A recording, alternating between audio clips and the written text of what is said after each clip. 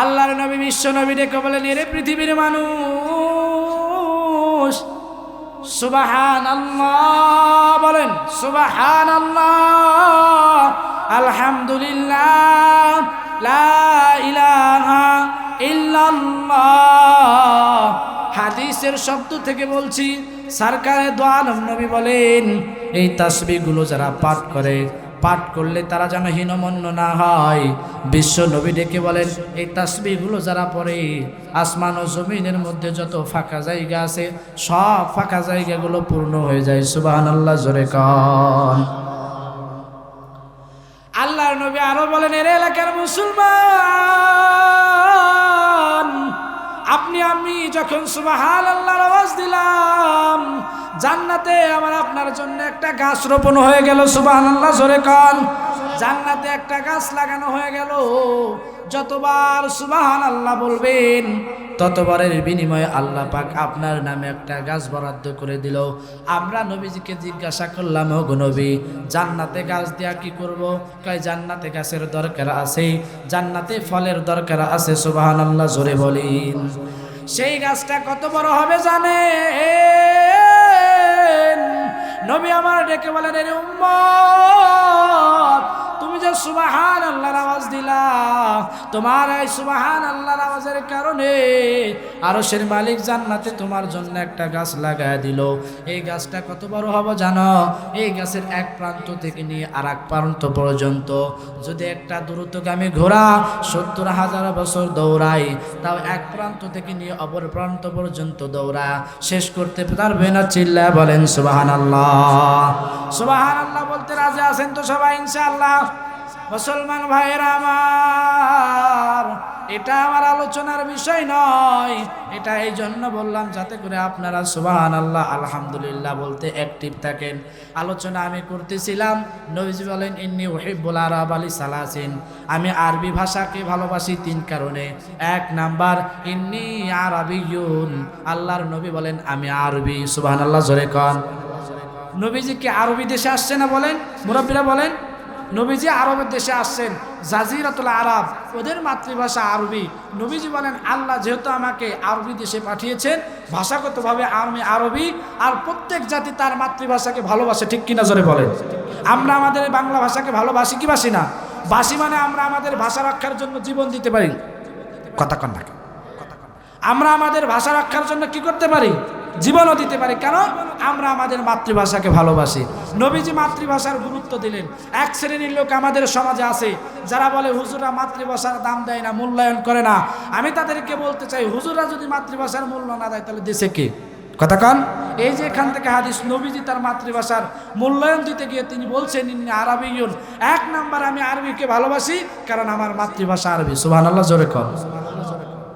ওই হাদিসের আলোকে, এই হাদিসের আলোকে এই জায়গা থেকে বলি, আমাদের মাতৃভাষা আরবি, বাংলা, এই জন্য আমরা বাংলা ভাষার জন্য জীবন দিই।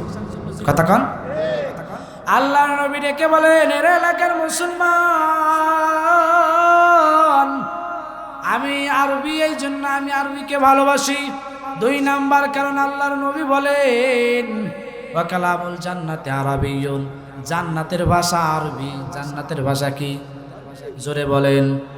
হাবিবে কিবরিয়া নবী আমার বলেন, আপনারাও জানেন, ইজা মাতাল ইনসান, যখন মানুষ দুনিয়া থেকে বিদায় নিয়ে চলে যায়, উজিয়া ফি কবরিহি, যখন তাকে কবরের মধ্যে রাখা হয়, ইয়াতিহি মালাকান, ২ জন ফেরেশতা তার কাছে আগমন করে। আগমন করার পর তাকে প্রশ্ন করে, জিজ্ঞাসা করে। ২টা হাদিসের বর্ণনা আপনাদেরকে শোনাই। এক হাদিসের বর্ণনায় আছে, আল্লাহর নবী বলেন, এর উম্মত, কবরের মধ্যে 3টা প্রশ্ন করা হবে। ২ নাম্বার হাদিসের বর্ণনা, আল্লাহর নবী বলেন কবরের মধ্যে 5টি প্রশ্ন করা হবে। এক হাদিসের বর্ণনা, কবরের মধ্যে 3টা প্রশ্ন করা হবে। ২ নাম্বার হাদিসের বর্ণনা, কবরের মধ্যে 5টা প্রশ্ন করা হবে। আপনারা কি আমার কথা বুঝতেছেন? সত্যি বুঝতেছেন? কে কে বুঝতেছেন? একটা হাত উঁচু করেন তো। লিল্লাহি তাকবীর, নারায়ে তাকবীর। আছেন তো আপনারা নাকি? ভাষাও বুঝতেছেন? এক জায়গার বলি আর এক দেশের গালি, আছে না নাই?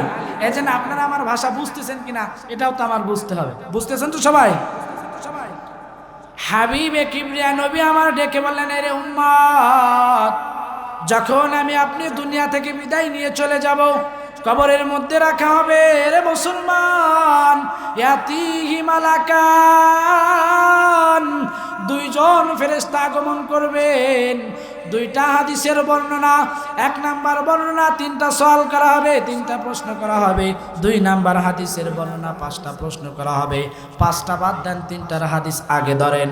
আল্লাহর নবী বলেন, 1 নাম্বার প্রশ্ন হবে মার রাব্বুকা। 1 নাম্বার প্রশ্ন কি? আরো জোরে। এই কথাটা আমি বাংলায় বললাম, আমি কি বাংলায় বললাম, ইংরেজিতে বললাম, কোন ভাষায় বললাম? ওগো ইমাম সাহেব, ও যুক্তিবাদী সাহেব, ফেরেশতারা তো আমাকে আরবি ভাষায় প্রশ্ন করলো, কিন্তু আমি তো আরবি পারি না। ঠিক কিনা জোরে বলেন? আছে না অনেক মানুষ আরবি পারে না? এখন তো বিপদে ফেলাই দিলাম ওয়াজ করে, পান দিয়ে কি করবে? ঠিক কিনা জোরে বলেন? ও হুজুর, আমি তো আরবি মাদ্রাসায় তো পড়ি নাই, মাদ্রাসার বারান্দায়ও যায় নাই, কোরআন শিবও পড়ি নাই, কিছুই তো পড়ি নাই। এখন ফেরেশতারা যা আরবিতে প্রশ্ন করেছেন, আমি করব কি? আমি তো বাঙালি। ঠিক কিনা জোরে কর? আমি তো বাঙালি, তাহলে আমি কি করব? সুবহানাল্লাহ বলার জন্য রেডি থাকবেন, আগেই না, যখন বলি তখন। মুসলমান ভাইরা আমার, আল্লাহর নবী বিশ্ব নবী বলেন, এরে উম্মত, তুমি আরবি পারো না, তাতে কোনো অসুবিধা নাই। টেকনোলজির সময় বুঝাইতে সহজ হবে। একটা ফোন আপনি যদি সৌদি আরব থেকে বাংলাদেশে আনেন, অথবা বাংলাদেশ থেকে একটা ফোন যদি সৌদি আরবে নিয়েন, তাহলে সাথে সাথে ল্যাঙ্গুয়েজ একইভাবে পরিবর্তন হয়ে যায়। ঠিক কিনা বলেন? সুবহানাল্লাহ জোরে বলেন। শব্দগতভাবে ল্যাঙ্গুয়েজ একাই পরিবর্তন হয়ে যায় অনেক সময়। তো আপনি যখন এও কাল ত্যাগ করে ওই কালে চলে যাবেন, পরকালে চলে যাবেন, অটোমেটিকলি আপনার ল্যাঙ্গুয়েজ পরিবর্তন হয়ে যাবে। আরো জোরে, আরো জোরে। আপনার কষ্ট করে শিখতে হবে না। এখানেই শেষ নয়, আল্লাহর নবী আরো ডেকে বলছেন, এরে মেক্সিম এলাকার মুসলমান, কাল কিয়ামতের ময়দানে একজন অশিক্ষিত আরবি অশিক্ষিত মূর্খ মানুষ কত বড় শিক্ষিত হবে জানেন? আমাদের দেশে আমরা যারা আরবি গ্রামার পড়ে শিক্ষিত হয়েছি, আল্লাহর নবী বলেন কাল কিয়ামতের ময়দানে একজন আরবি গ্রামার ছাড়া মূর্খ মানুষ সব থেকে বড় একজন আরবিওয়ালা হয়ে উঠবে। সুবহানাল্লাহ। অর্থাৎ আমরা পড়ে জানা করছি, আপনারা না পড়ে আল্লাহ পাক তাই দিয়ে দিবে। সুবহানাল্লাহ জোরে কর। তাতে কোনো সমস্যা আছে? আর কোনো সমস্যা আছে আপনাদের? জাকুয়া যে বেকায়দায় ফেলাইছি, আবার সারাইও দিয়ে গেলাম। ঠিক কিনা জোরে কর? মুসলমান ভাইয়েরা আমার, গভীর মনোযোগ। আমি আপনাদের সম্মুখে নির্দিষ্ট একটা বিষয় বুঝাইয়া আর কিছু আমল দিয়ে আপনাদের থেকে বিদায় নিব। তাহলে 1 নাম্বার নবীজি বললেন, আমি আরবিকে ভালোবাসি 3 কারণে। 1 নাম্বারে ইন্নী আরাবিয়ুন, আমি আরবি। 2 নাম্বারে ওয়ালা কালামুল্লাহিল জান্নাতে আরাবিয়ুন, জান্নাতের ভাষা আরবি, কবরের ভাষা আরবি।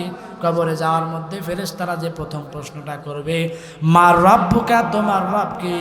আপনারা একটু সকলে জবান ছেড়ে দিয়ে বলেন তো, আমার রব কি? আরো জোরে, আমাদের রব কে? সব কিছুর রব হলেন আল্লাহ। সেই রবকে, এই রবের পরিচয়টা আবার দেওয়ার দরকার। আল্লাহু লা ইলাহা ইল্লা হুয়াল হাইয়ুল কাইয়্যুম। এর এলাকার মুসলমান, আপনি যদি আপনার রবের পরিচয় পেতে চান, তাহলে রবের পরিচয় যেই জায়গা আছে ওই জায়গায় আপনার যেতে হবে। ঠিক কিনা জোরে বলেন?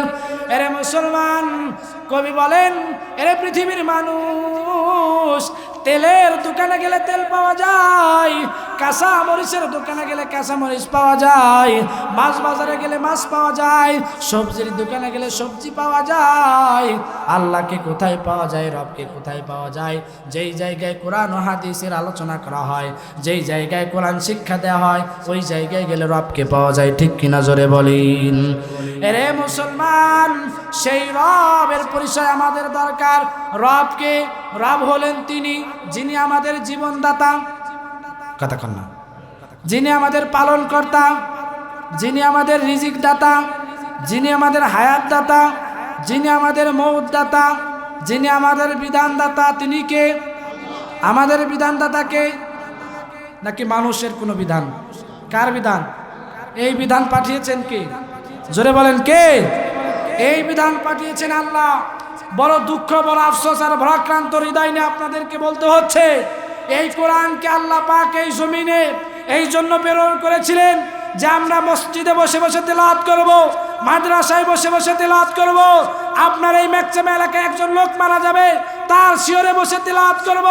একজন অসুস্থ রোগী আসবে, তাকে কোরআন পড়ে তাকে ফুঁক দিয়ে দিব, কোরআনকে প্যাকেট বানায় তাবিজ ভরায় দিব।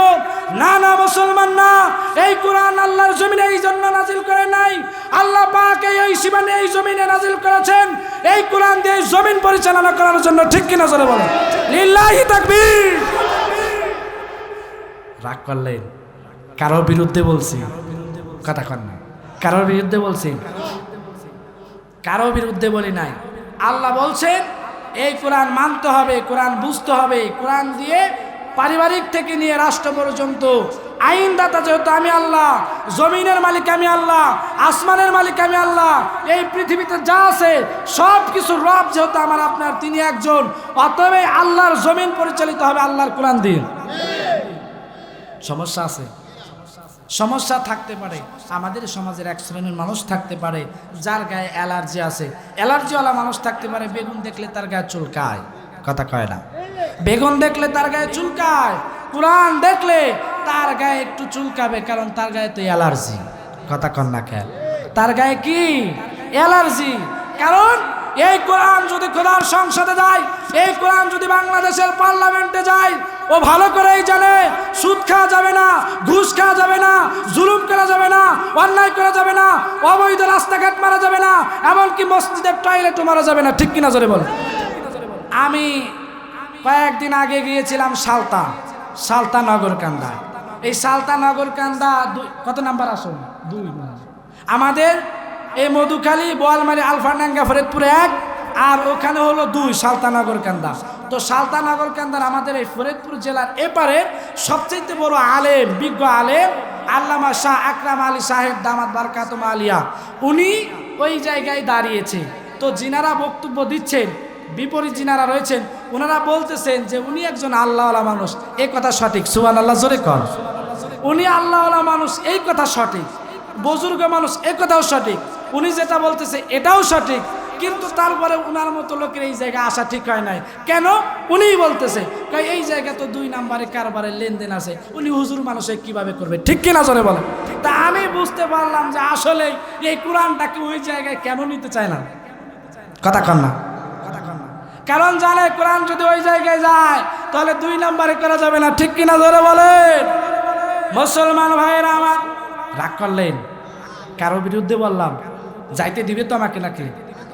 না যায় আপনারা একটু আগাই দিয়ে আসেন। কি স্পষ্ট ভাষায় বলে দেই, প্রতিদিন যখন বাড়ির থেকে বের হয়ে আসি, সাদা কাপড় পরিধান করে বের হয়ে আসি, বাসার থেকে প্রতিদিন বলে আসি এই যে আল্লাহর রাস্তায় বের হয়ে যাচ্ছি, হয়তো যদি নসিবে থাকে বাসায় ফিরবো, মাকে বলে আসি আমাকে বিদায় দিয়ে দেন, স্ত্রীকে বলে আসি আমাকে বিদায় দিয়ে দেন, সন্তানদেরকে বলে আসি আমাকে বিদায় দিয়ে দেন।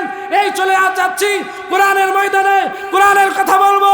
আমার যদি হায়াত থাকে বাড়িতে ফিরবো, যদি হায়াত না থাকে আমার এটাই শেষ বিদায়, হয়তো আল্লাহর রাস্তায় আমি শহীদ হয়ে যাবো। আল্লাহু আকবার। এই জন্য ওই ভয় আমার নয়। আপনারা আগায় দিলেও যাইতে পারবো, না দিলেও যাইতে পারবো। হায়াত আমাদেরকে আল্লাহ দিয়েছেন, জীবন দিয়েছেন কয়টা? কথা কন না কে? জীবন দিয়েছেন কয়টা? মরবো কয়বার? আরে না, কয়েকবার মরবেন না? আপনারা কয়েকবার মরতে পারেন, কিন্তু আমি একবারই মরবো। কয়বার? আল্লাহ হায়াত দিয়েছেন একটা, জীবন দিয়েছেন একটা। আমাদের মরণ যেতে হবে একবার, হয়তো শাহাদাতের মৃত্যু অথবা এমনি মৃত্যু, এই দুইটার যে কোনো রাস্তা আছে। কথা কন না কে? রাস্তা আছে। হয়তো শাহাদাতের মৃত্যু অথবা এমনি মৃত্যু।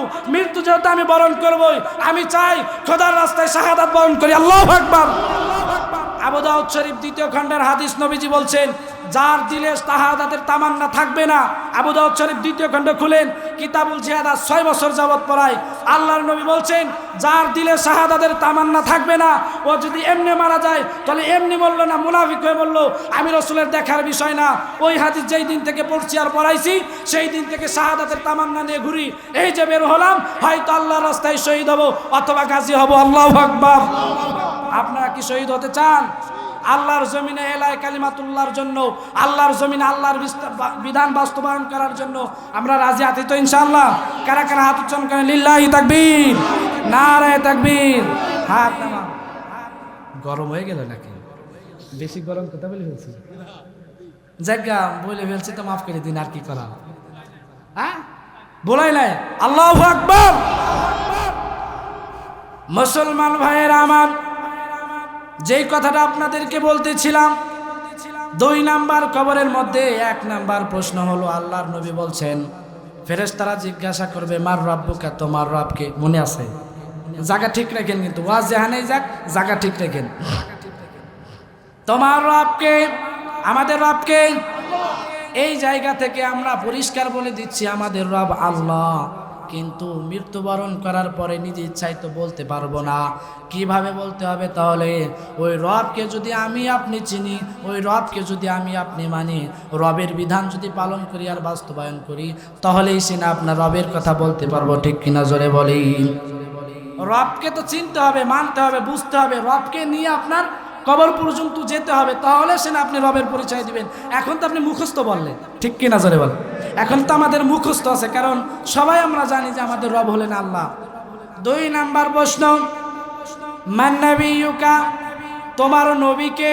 বলেন আমাদের নবীকে। মুহাম্মদ মুস্তাফা সাল্লাল্লাহু আলাইহি ওয়াসাল্লাম, তিনি আমাদের নবী। এটা তো আমরা মুখস্থ বললাম, কিন্তু কাল কিয়ামতের ময়দানে নবী আমাদের নবী, কবরে যে বলবো নবী আমাদের নবী, এই কথা বলতে হলে নবীজির মহাব্বত আর সুন্নাত আমাদের কবরে নিয়ে যেতে হবে। ঠিক কিনা জোরে বলেন? এর এলাকার মুসলমান, সংক্ষিপ্ত পরিসরে একটা গুরুত্বপূর্ণ কথা বলি। আমি আপনি দুনিয়ায় যতদিন জীবিত থাকি, দুনিয়া থেকে মৃত্যুবরণ করার পর অধিকাংশ আমলগুলো আমার আপনার দুনিয়ার মধ্যে থেকে যায়। তবে বিশ্ব নবী ডেকে বলছেন, এরে পৃথিবীর মানুষ, এমন একটা সুন্নাত আছে যেই সুন্নাতটা আপনার কবর পর্যন্ত পৌঁছে যাবে। সুবহানাল্লাহ জোরে কর। একটা স্পেশালি সুন্নাত আছে যেই সুন্নাতটা আমাদের কবরের মধ্যে চলে যাবে, এবং ওই সুন্নাতের পরিচয় দিয়ে আল্লাহ নবী, বিশ্ব নবী আমাকে আপনাকে উম্মত বলে স্বীকৃতি দেবেন। সুবহানাল্লাহ জোরে কর। বলেন তো আপনারা সেই সুন্নাতটা কি? মাশাআল্লাহ, আল্লাহু আকবার। এর এলাকার মুসলমান, বিশ্ব নবী বলেন, এর পৃথিবীর মানুষ, সব আমলগুলো সুন্নাহগুলো অধিকাংশ দুনিয়ায় থেকে যায়, তবে এমন একটা সুন্নাত আছে যেই সুন্নাতটা আপনার কবর পর্যন্ত পৌঁছে যাবে, চলে যাবে। সেই সুন্নাতটা হলো দাড়ি। এই দাড়ির পরিচয় দিয়ে আমি আর নবী আমার উম্মতদেরকে চিনে চিনে জান্নাতে নিয়ে যাব। জোরে পড়েন সুবহানাল্লাহ। একটু জিকির করে নেই, লা ইলাহা ইল্লাল্লাহ, লা ইলাহা,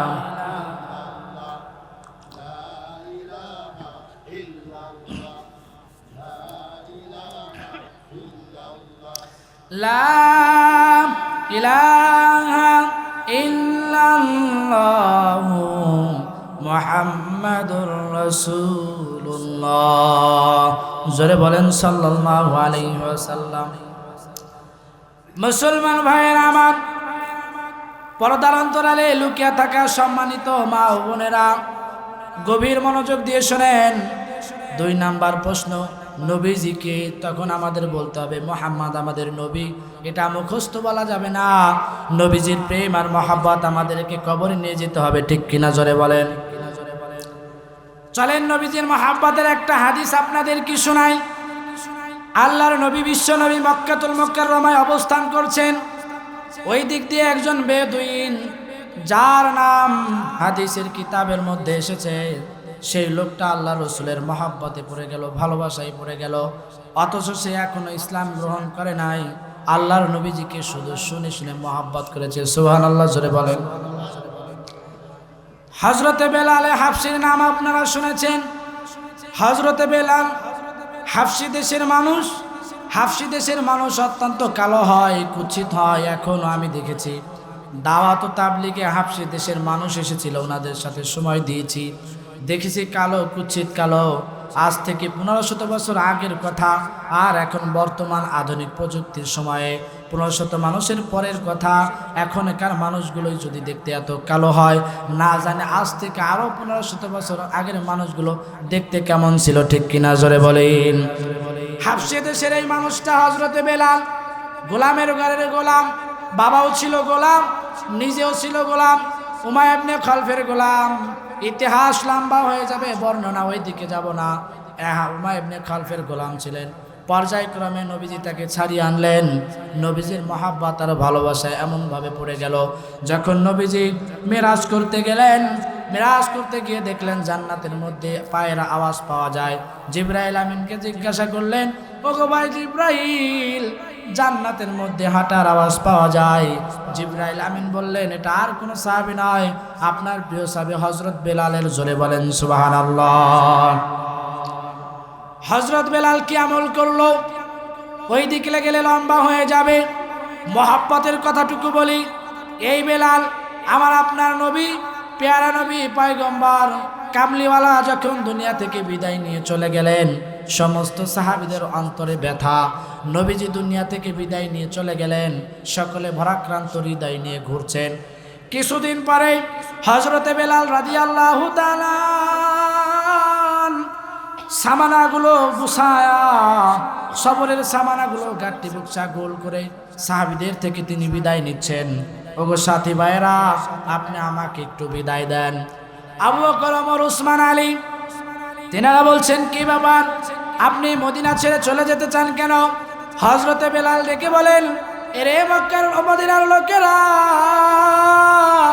ও আবু বকর, ওমর, উসমান, আলী, আল্লাহর নবী দুনিয়া থেকে বিদায় নিয়ে চলে গেলেন।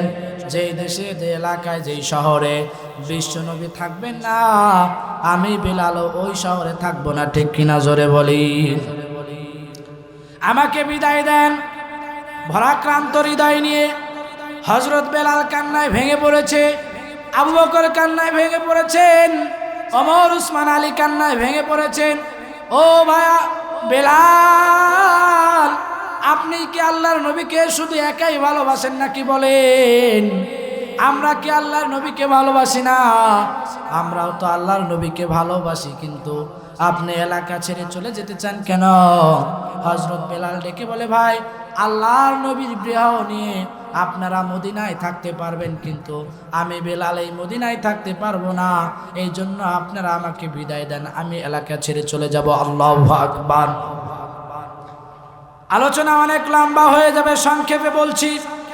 এক পর্যায়ে হযরতে বেলাল এই দেশ থেকে, মদিনাতুল মুনাওয়ারা থেকে বিদায় নিয়ে চলে গেলেন। দীর্ঘদিন যাবৎ পর্যন্ত দূর দূর স্থানে তিনি বসবাস করতে লাগলেন। কয়েক মাস চলে যাওয়ার পর আল্লাহর নবী, বিশ্ব নবী স্বপ্ন যোগে আগমন করলেন।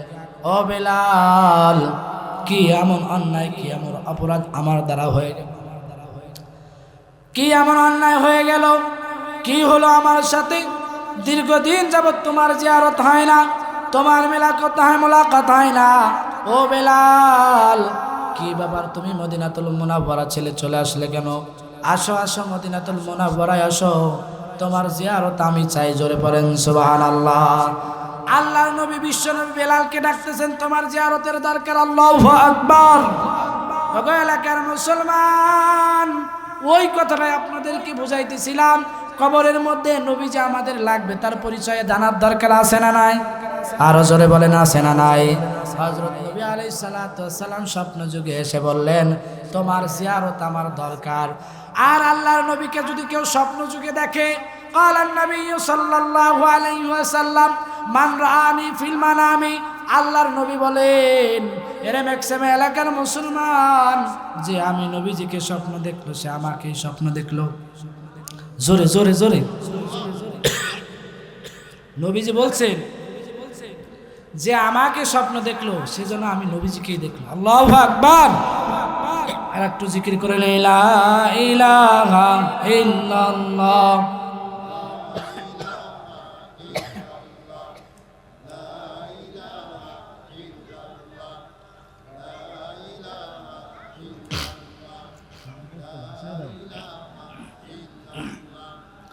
লা ইলাহা ইল্লাল্লাহ,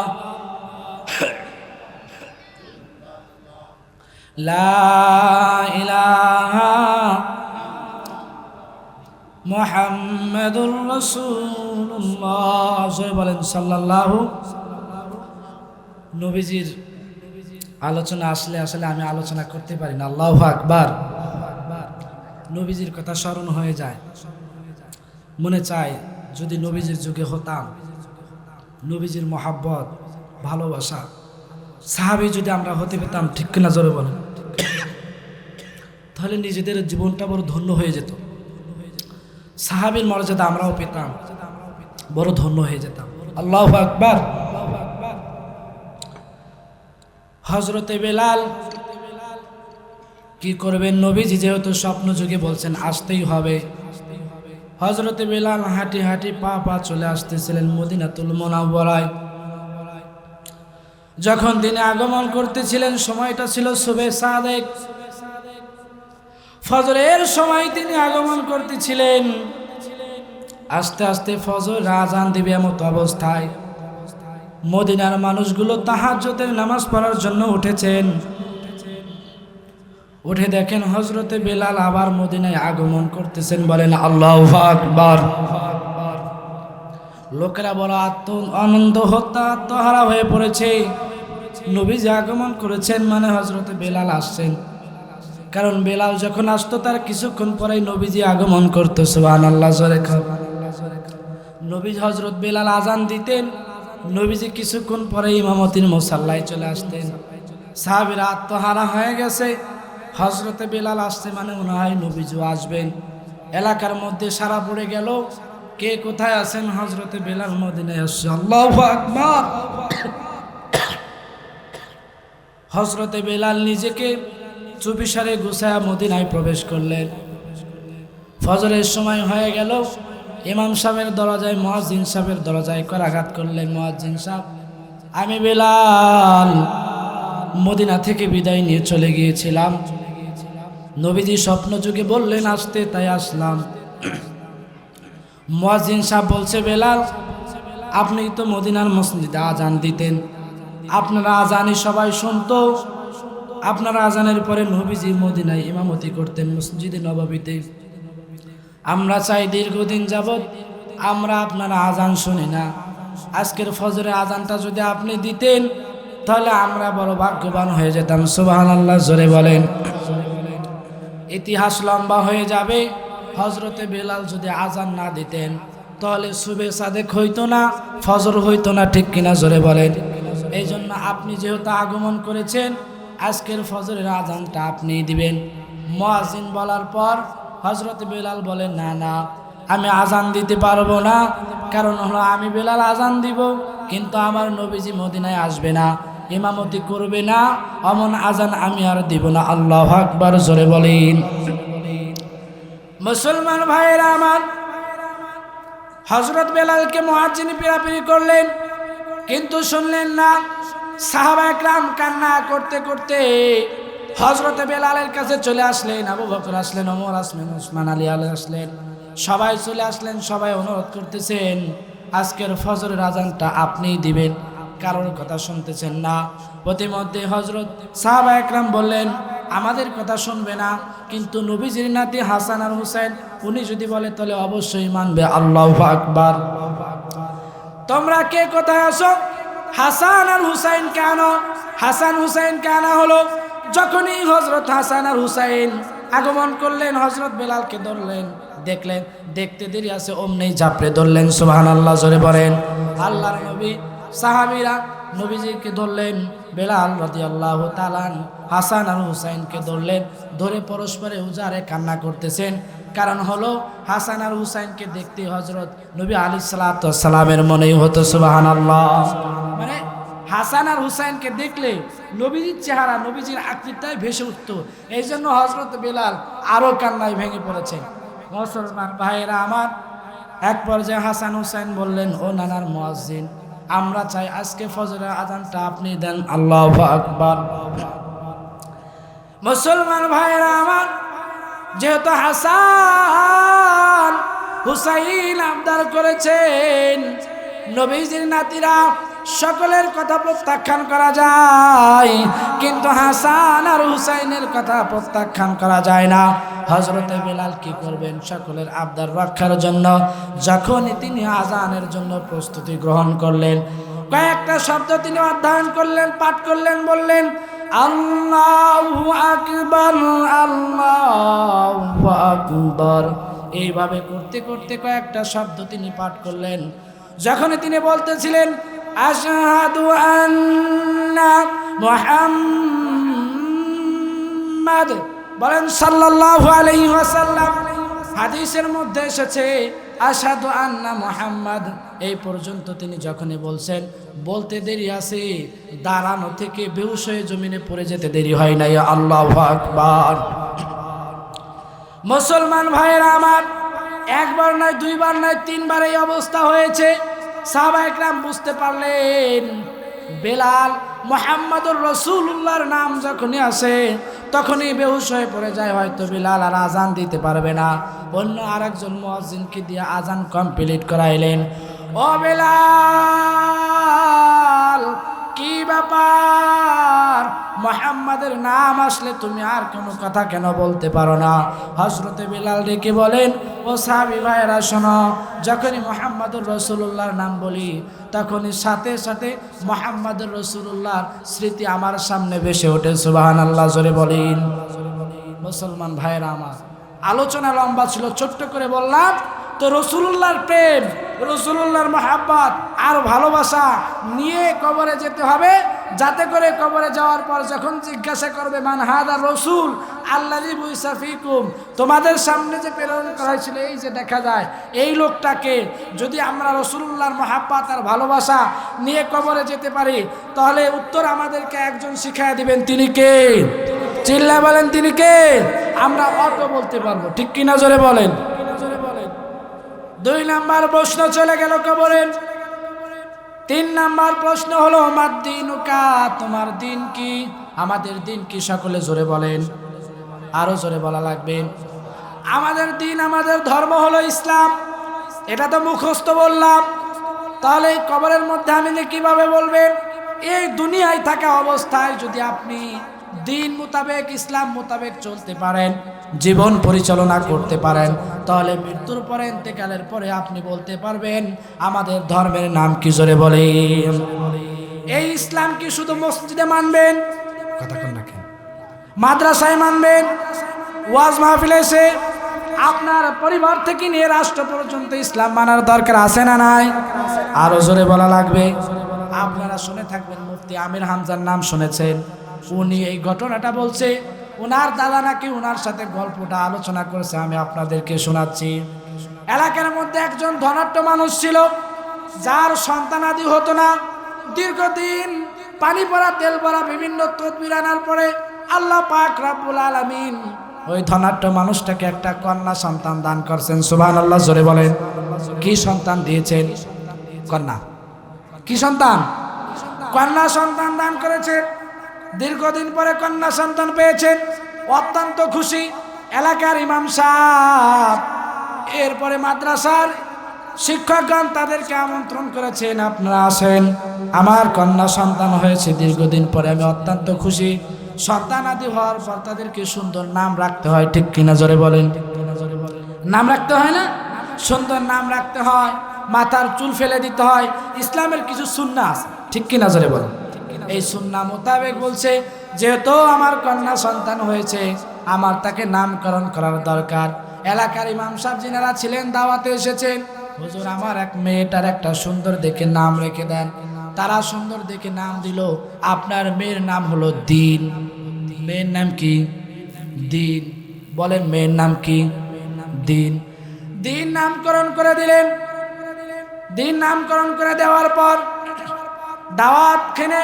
দাওয়াত খাওয়ার পরে তিনারা চলে গেলেন, নামকরণ করেন দিন। এখন এই দিন যখন আস্তে আস্তে বড় হচ্ছে, স্কুল পড়ে, কলেজ পড়বে, ধনাঢ্য বাবার একমাত্র মেয়ে, টাকা পয়সার অভাব নাই। এখন সে খুঁজতেছে, মেয়েটা যেহেতু কলেজে যাওয়া আসা করে, একা একা যেতে পারবে না, তাহলে তার গাড়ির জন্য, তার গাড়ির একটা ড্রাইভার দরকার, ঠিক কিনা? জোরে বলেন। সে ড্রাইভার খুঁজতেছে, ইন্টারভিউ চলতেছে। ইন্টারভিউ যখনই আসে তখন দিনের সাথে মিলানো একটা ছেলের প্রয়োজন, যার নামের অর্থের মিল আছে। খুঁজতে খুঁজতে কোনো নাম পায় না, কোনো লোক পায় না। দীর্ঘদিন ইন্টারভিউ চলার পর এমন একজন যুবককে সে পেয়েছে, যার নাম এই দিনের সাথে মিল আছে, তার নাম ইসলাম। কি নাম? জোরে বলেন, কথা বলেন, কি নাম? মেয়ের নাম দিন, মেয়ের গাড়ির ড্রাইভারের নাম ইসলাম। বুঝতেছেন কথা? তিনি এই বর্ণনা দিয়েছেন। দুইটা নামে যখন মিলে গিয়েছে তখন ড্রাইভার কনফার্ম হয়ে গিয়েছে, এখন যাতায়াত করতেছে। দিন যখন ইসলামের সাথে যাতায়াত করতেছে, করতে করতে একবারে দিন আর ইসলামের মধ্যে একটা সম্পর্ক তৈরি হয়ে গেছে। সুবহানাল্লাহ। দিন কিন্তু একজন, ইসলাম একজন গাড়ির ড্রাইভার, আর দিন হলো এই ধনী বাবার মেয়ে, একমাত্র কলিজার টুকরা। কিন্তু একসাথে দীর্ঘদিন যা আসার কারণে একটা সম্পর্ক তৈরি হয়ে গিয়েছে। সম্পর্ক তৈরি হয়ে যাওয়ার পরে এক পর্যায়ে ইসলাম দিনকে নিয়ে পালিয়ে গেছে। নাউজুবিল্লাহ। দিনকে নিয়ে ইসলাম কি করছে? পালিয়ে গেছে। মুসলমান ভাইয়ের আমার, ওই ইমাম সাহেব যে সুন্দর একটা নাম যে রেখে দিয়েছিলেন, ওই ইমাম সাহেবকে ধরে এনেছেন। ইমাম সাহেব, তাড়াতাড়ি বাড়িতে আপনি আসেন। কেন, কি হয়েছে? আমার মেয়ের নাম যে দিন রাখছেন, কিন্তু আমার মেয়ের যে গাড়ির ড্রাইভার আছে ইসলাম, ও আমার মেয়েকে নিয়ে ভেগে গেছে। নাউজুবিল্লাহ জোরে কোন। কি করা যায়? হুজুররা তো বুদ্ধির মানুষ, চালাক ছিলেন। এইবার বলতেছেন, ওগো ধনী লোকটা, আপনি শুনেন, আপনার মেয়ের নাম দিন, গাড়ির ড্রাইভার তার নাম ইসলাম। ইসলাম আপনার মেয়ের দিনকে নিয়ে ভেগে চলে গেছে। এখন আপনি যদি আপনার মেয়ের দিনকে ফিরে পেতে চান, শুনতেছেন? এক কথা শুনতেছেন? হুজুর ডেকে বলছেন, শুনেন, আপনার মেয়ের নাম দিন, দিনকে নিয়ে ইসলাম যেহেতু ভেগে চলে গিয়েছে, অতএব আপনার প্রতি আমার পরামর্শ হলো, আপনার দিনকে যদি আপনি ফিরে পেতে চান, তাহলে ইসলামকে আপনি ঘরে তুলে নেন। ঠিক কিনা জোরে বলেন? কারণ দিনকে নিয়ে যেহেতু ইসলাম ভেগে চলে গেছে, এখন দিনকে যদি ফিরে পেতে হয় ইসলামকে ঘরে তুলে আনতে হবে। ঠিক কিনা জোরে বলেন? তো দিনের পরিচয়টা তো আপনি তখনই পাবেন যখন ইসলাম আপনার ঘর থেকে নিয়ে রাষ্ট্র পর্যন্ত বাস্তবায়ন করবেন। ঠিক কিনা জোরে বলেন? তাহলে আপনার ঘরে ইসলাম চলে আসবে। মুসলমান ভাইয়েরা আমার, লম্বা আলোচনা থেকে এই পর্যন্ত বেরিয়ে আসলাম, সময় সংক্ষেপ। বলতেছিলাম, আল্লাহর নবী, বিশ্ব নবী বললেন আরবি মাসের হিসাব রাখা এটা সুন্নাত। নবীজি বললেন আমি আরবি ভাষাকে ভালোবাসি তিন কারণে। তিনটা কারণ বললাম। এরপরে এক নাম্বার মধ্যে তিনটা কারণ কি কি, কবরের মধ্যে যাওয়ার পরে আবার তিনটা প্রশ্ন আমাদের হবে, এইটাও আপনাদেরকে বললাম। তবে শাবান মাস যেহেতু রাসূলুল্লাহ সাল্লাল্লাহু আলাইহি ওয়াসাল্লাম বলছেন আর শাবান শাহরি ও রমজান ও শাহরুল্লাহ, নবীজি বলেন শাবান আমার মাস আর রমজান হলো আল্লাহর মাস। সুবহানাল্লাহ জোরে পড়েন। এই মাসে বেশি বেশি একটা দোয়া আমরা পাঠ করি, আল্লাহুম্মা বারিক লানা ফি রজব ওয়া শাবান ওয়া বাল্লিগনা রমাজান। ওগো আরশের মালিক, আমার হায়াত যদি শাবানে শেষ হয়ে থাকে বা আগেই শেষ হয়ে থাকে, তাহলে আমার হায়াতটাকে বাড়ায় দেন, আমি যেন রমজান পর্যন্ত পৌঁছাইতে পারি। সুবহানাল্লাহ জোরে বলেন। আপনি বলতে পারেন এটা একটা হায়াত বৃদ্ধি হওয়ার দোয়া। আল্লাহু আকবার। আল্লাহর নবী এই মাসে বেশি বেশি আমল করতেন। উম্মাহাতুল মুমিনিন হযরত আয়েশা সিদ্দিকা রাদিয়াল্লাহু তাআলা তিনি বললেন, ওগো আল্লাহর নবী, আপনি শাবান মাসে এত বেশি আমল কেন করেন? আল্লাহর নবী ডেকে বলছেন, শোনো, কারণ হলো এই 2026 সাল থেকে নিয়ে 27 সাল পর্যন্ত যারা দুনিয়া থেকে বিদায় নিয়ে চলে যাবে তাদের একটা লিস্টি হয়। আমি চাই যে আমার লিস্টিটা আমলের মধ্যে যুক্ত হয়ে যাক। সুবহানাল্লাহ জোরে বলেন। নারায়ে তাকবীর।